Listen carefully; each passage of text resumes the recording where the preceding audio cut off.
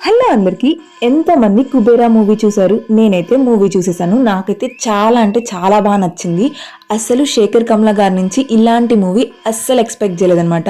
ముందంతా చాలా క్లాసిక్గా, ప్లెజెంట్గా, చాలా పీస్ఫుల్గా ఉండే మూవీ తీస్తా అన్నారు.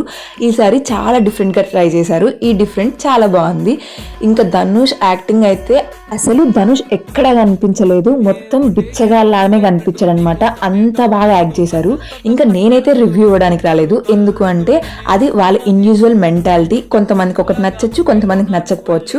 నేనైతే ఈ మూవీ చూసి ఏం తెలుసుకున్నాను అని చెప్పి అయితే చెప్పడానికి వచ్చేసాను.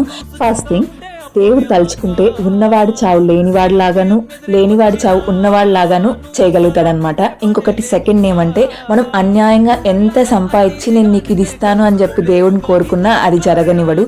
మనం స్వార్థంగా ఆలోచిస్తే ఏదీ జరగదు. సో ఇదైతే నాకు అర్థమైంది. మీరేం తెలుసుకున్నారో కమెంట్ చేసేయండి.